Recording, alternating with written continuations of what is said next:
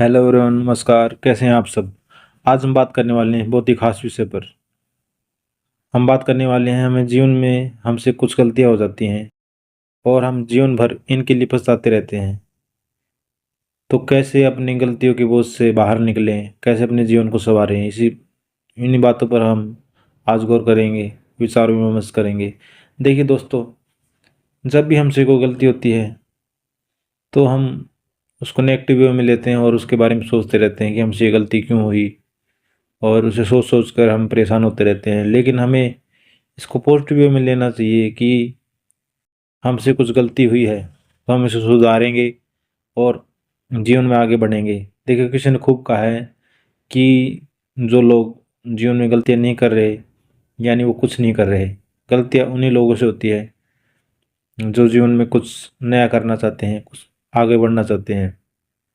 लेकिन जो अपने गलतियों से सीखता है, जो इंसान अपनी गलतियों से सीखता है और उन पर गौर करता है और देखता है कि वो अपनी गलती को दोबारा नहीं करेगा और उनको सुधारने की कोशिश करता है, तो वो ही लोग, ऐसे लोग ही जीवन में आगे बढ़ पाते हैं।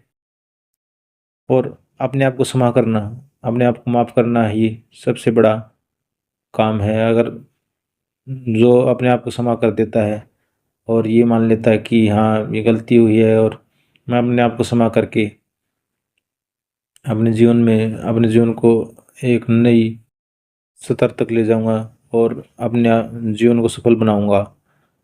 तो अपने विचारों को स्वीकार करें। स्वीकारता का भाव जो होता है वो जीवन में बहुत आगे ले जाता है। किसी भी गलती को स्वीकार कर ले, हाँ मुझसे ये हुई है, और जैसे ही आप स्वीकार करेंगे आप उस बोझ से निकल जाएंगे। आपके अंदर का बोझ समाप्त हो जाएगा। स्वीकारता का भाव हर चीज़ को मिटा देता है।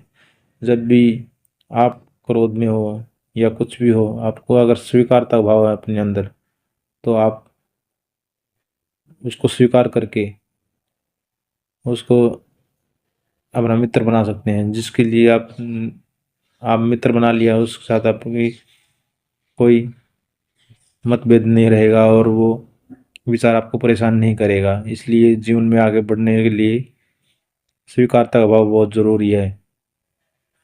जैसे जैसे आप स्वीकारता भाव अपने अंदर लाएंगे, आप पाएंगे कि आप हमने इस हर गलती को स्वीकार कर लिया है और जीवन में आगे बढ़ रहे हैं।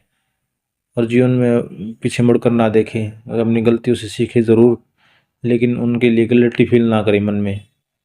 अगर आपने गलतियों के लिए गिल्टी फील करेंगे तो आप अपनी गलतियों के गर्त में ही गिरते जाएंगे और कभी उठ नहीं पाएंगे, उभर नहीं पाएंगे। आपको ऐसे लोगों की ज़रूरत है जो आपको आगे बढ़ाए और आपको मोटिवेशन दे। अगर ऐसे लोग ना मिले तो आप खुद से ही मोटिवेशन लेना शुरू करें। आपको अपने आप को शीशे में देखना चाहिए। अपने आप को शीशे में देखें और कहें कि कोई बात नहीं, मुझसे गलती हुई। अपने आप को गुरु माने और अपने आप से मार्गदर्शन ले। जब आप अपने आप से मार्गदर्शन लेंगे तो जीवन में आप बहुत आगे जाएंगे।